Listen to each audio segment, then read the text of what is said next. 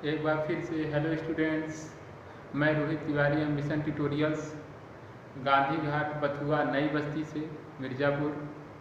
और ये आपका अपना यूट्यूब चैनल जय आदर्श ट्यूटोरियल्स है, जिस पर आज हम लोग अपवर्तन के नियम, अपवर्तनांक तथा अपवर्तनांक के प्रकार के बारे में अध्ययन करने वाले हैं।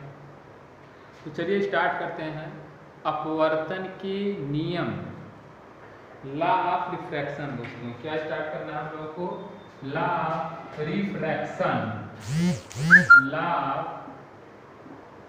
Law of refraction.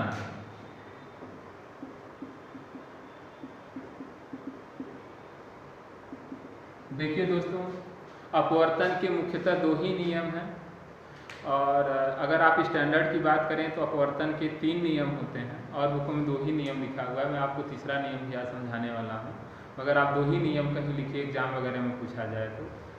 देखिए दोस्तों, क्या है पहला नियम? पहले नियम को स्नेल का नियम भी कहा जाता है, स्नेल लॉ भी कहा जाता है। अपवर्तन का जो पहला नियम है उसे हम लोग स्नेल नियम कहते हैं। क्या कहते हैं दोस्तों? स्नेल नियम।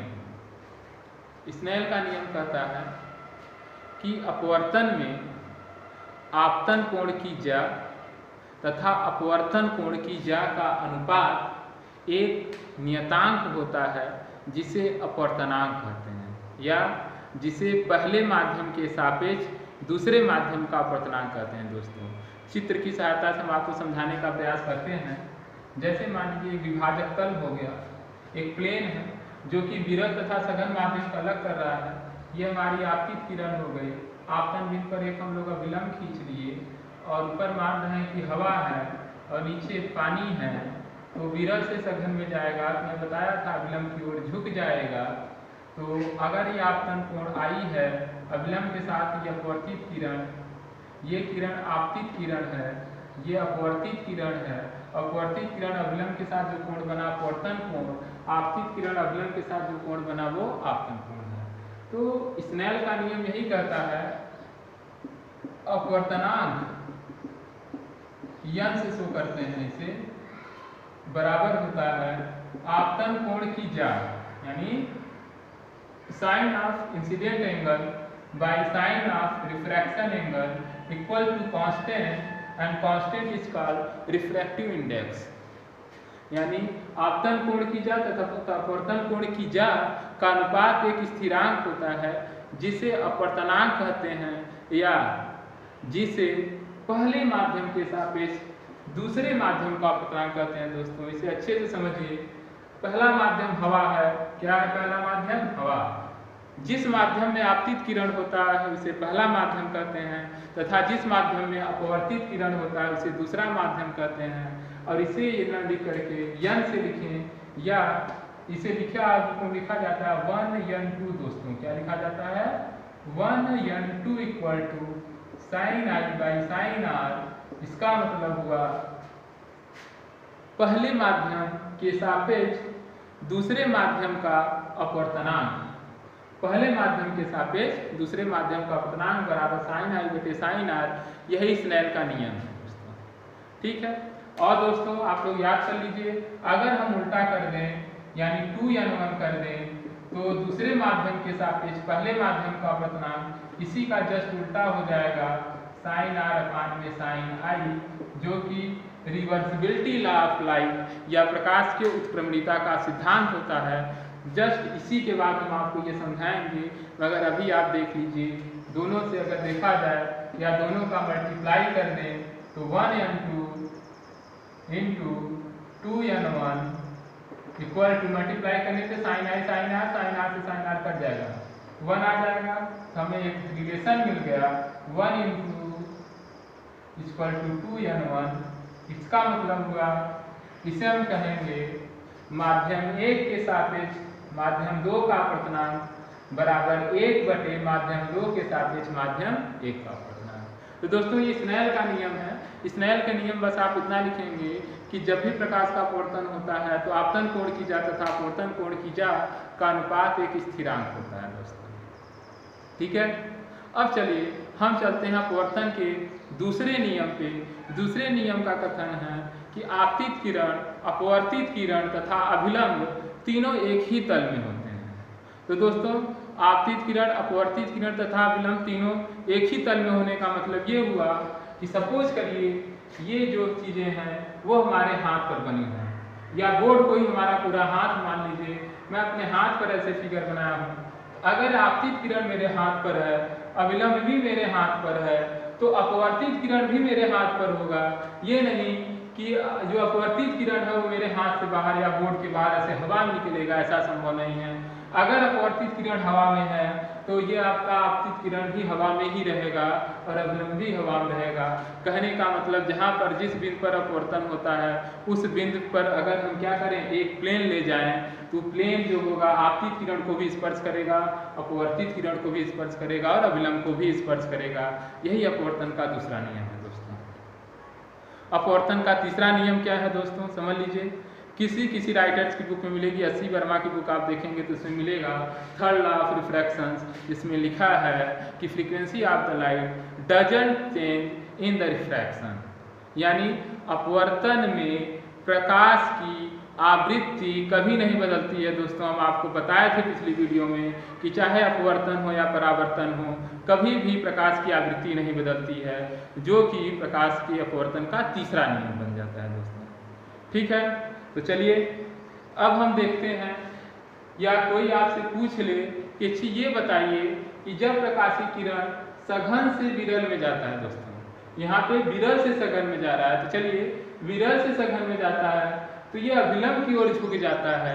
इसे गणितीय विधि से आप समझाइए दोस्तों। हम लोग याद किए हैं, बुकों में लिखा हुआ है, रटा जैसा लगता है, तो इसे हम आपको गणितीय मेथड से समझाना चाहते हैं। कोई आपसे पूछ ले तो आप इसे गणितीय मेथड से कैसे बताएंगे कि आखिर क्यों विरल से सघन में जाने पर प्रकाशीय किरण अभिलंब की ओर झुक जाता है और सघन से विरल में जाने पर अभिलंब से दूर हो जाता है। तो दोस्तों समझने का हम लोग प्रयास करते हैं स्नेल के नियम से इस चीज़ को। तो दोस्तों देखिए, हम लोग देखेंगे कि स्नेल का नियम अगर एक बार हम लोग फिर से लगा दें तो क्या हो जाएगा, एयर, दोस्तों ध्यान समझिएगा, एयर एंड वाटर, यानी ये क्या है, हवा के सापेक्ष पानी का अपवर्तनांक बराबर आपतन कोण की ज्या sin i by sin r होगा दोस्तों। यदि हवा का अपवर्तनांक क्या हो, n1, हवा का अपवर्तनांक हम लोग माने n1 और पानी का अपवर्तनांक क्या माने n2, तो इसी चीज को लिखा जाएगा n2, ध्यान समझिए, n2 बटे n1 बराबर sin i by sin r दोस्तों। अगर आप जानते हैं n2 किसका अपवर्तनांक है, पानी का अपवर्तनांक है, n1 किसका अपवर्तनांक है, हवा का अपवर्तनांक है, पानी सघन है, इसका क्या होगा, जो रिफ्रैक्टिव इंडेक्स है वो ज्यादा होगा, और हवा विरल है, इसका रिफ्रैक्टिव इंडेक्स कम होगा, यानी n2 ज्यादा है और n1 कम है। तो इसका जो रेशियो आएगा दोस्तों वो एक से बड़ा आएगा, एक से बड़ा आएगा, इसका मतलब इसी चीज को हम लिख सकते हैं sin i by sin r is greater than 1 because of n2 is greater than 1, therefore n2 by n1 is greater than 1, but n2 by n1 is equal to sin i by sin r. Due to this sin i by sin r is greater than 1. देखिए दोस्तों, इसका अगर हम क्रिया पूरा कर दें तो हमें यहाँ पता चल गया कि sin i greater than sin r। ठीक है दोस्तों, तो sin i is greater than sin r अगर हो गया तो हमें यहाँ पता चल गया i is greater than r हो जाएगा। ठीक है दोस्तों, आशा करता हूँ आपको समझ में आ गया होगा। ठीक यही चीज विरल से सघन के जैसे है, आप सघन से विरल में करेंगे तो आपको r is greater than i पता चल जाएगा। ये इस चीज का गणितीय सिद्धांत है। ठीक है, वैसे इतना ज़्यादा डिफिकल्टी नहीं पूछता है, ये 12th वालों के लिए विशेषकर मैं बता दे रहा हूँ। ठीक है, चलिए आगे बढ़ते हैं हम लोग। तो दोस्तों हम लोग पढ़ लिए अपवर्तन के नियम क्या है, एक बार फिर से रिकॉल कर दूँ। अपवर्तन के दो ही नियम आप लिखेंगे। पहला नियम स्नेल का नियम है, जिसके अनुसार कि अपवर्तन में आपतन कोण की ज्या तथा अपवर्तन कोण की ज्या का अनुपात एक नियतांक या स्थिरांक होता है, जिसे अपवर्तनांक कहते हैं, जिसे स्मॉल n से प्रदर्शित करते हैं। और अपवर्तनांक में 1 n 2 का मतलब हुआ पहले माध्यम के सापेक्ष दूसरे माध्यम का अपवर्तनांक, दूसरा नियम है प्रकाश के अपवर्तन का, आपतित किरण तथा अपवर्तित किरण और अभिलंब तीनों एक ही तल में होते हैं दोस्तों। तीसरा नियम है जो कि कुछ बुकों में लिखा है, कुछ बुकों में नहीं लिखा है, जो कि है एस.सी. वर्मा की बुक में आपको मिल जाएगा, जिसमें आप लोग देखेंगे कि लिखा हुआ है कि frequency of the light doesn't change in reflection और रिफ्रैक्शन। और सिंपल सी बात है, अर्थात प्रकाश की आवृत्ति अपवर्तन में कभी भी प्रभावित नहीं होती है। क्या प्रभावित होती है? प्रकाश की चाल और तरंग दैर्घ्य होती है। ये आपके अपवर्तन के 3 नियम जो थे वो आपको समझा दिए। अब हम आपको समझाने वाले हैं अपवर्तनांक के प्रकार, टाइप्स ऑफ रिफ्रैक्टिव इंडेक्स। अपवर्तनांक के प्रकार देखिए दोस्तों, अपवर्तनांक जो होता है वो मुख्यतः 2 ही प्रकार का होता है। Type of refractive index. अपवर्तनांक के प्रकार को आप देखेंगे, अपवर्तनांक 2 ही प्रकार का होता है। एक होता है निरपेक्ष अपवर्तनांक, और एक होता है सापेक्ष अपवर्तनांक, जिसे इंग्लिश में एब्सोल्यूट इंडेक्स कहते हैं और इसे रिलेटिव इंडेक्स कहते हैं दोस्तों। तो एक बार फिर से समझिए, निरपेक्ष अपवर्तनांक क्या होता है? निरपेक्ष अपवर्तनांक का मतलब ये हुआ कि जब भी किसी भी पदार्थ का या किसी भी पारदर्शी पदार्थ का अपवर्तनांक हवा के सापेक्ष ज्ञात करते हैं तो उसे निरपेक्ष अपवर्तनांक कहते हैं। हवा के सापेक्ष ज्ञात करते हैं, किसी भी पदार्थ का अपवर्तनांक जब हवा के सापेक्ष ज्ञात करते हैं तो इसे निरपेक्ष अपवर्तनांक कहते हैं। और निरपेक्ष अपवर्तनांक को हम लोग लिखते हैं एयर। हमेशा ध्यान रखिए एयर ऊपर रहेगा। अपवर्तनांक हो गया एनी मीडियम जैसे glass, air water, air glycerine.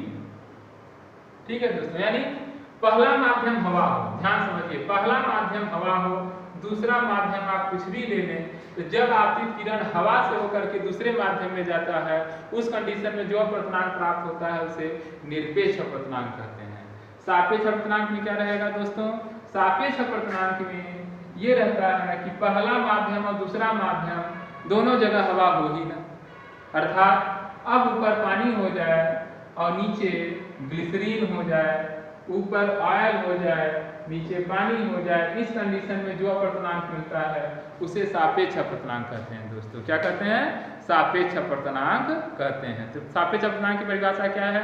जब भी हम किसी पारदर्शी पदार्थ का अपवर्तनांक हवा के अतिरिक्त किसी अन्य माध्यम के सापेक्ष ज्ञात करते हैं तो इसी अपवर्तनांक को सापेक्ष अपवर्तनांक कहा जाता है दोस्तों। सापेक्ष अपवर्तनांक को हम लोग जैसे निरपेक्ष अपवर्तनांक को हम लोग किसे प्रदर्शित करते हैं? ANW, ANG, AN capital G या ग्लिसरीन लिख दें, बट सापेक्ष अपवर्तनांक में हम लोग क्या लिखेंगे? WNG, WNO, यानी पानी के सापेक्ष ऑयल का अपवर्तनांक, पानी के सापेक्ष कांच का अपवर्तनांक या कांच के सापेक्ष पानी का अपवर्तनांक, ये सब सापेक्ष अपवर्तनांक है दोस्तों और ये सब निरपेक्ष अपवर्तनांक। ठीक है, तो आज की वीडियो में यही था, सापेक्ष अपवर्तनांक, निरपेक्ष अपवर्तनांक यानी अपवर्तनांक के प्रकार, अपवर्तन के नियम क्या है दोस्तों। घर पे रहिए, सुरक्षित रहिए और हमारे देश को भी सुरक्षित रखिए। ठीक है, धन्यवाद। एक बार फिर से आपके अपने इस YouTube चैनल जय आदर्श ट्यूटोरियल्स में आप सभी लोगों का मैं स्वागत करता हूं और नेक्स्ट वीडियो में मैं आपको जो है अन्य टॉपिक जो प्रकाश से रिलेटेड हैं वो आपको समझाएंगे। धन्यवाद।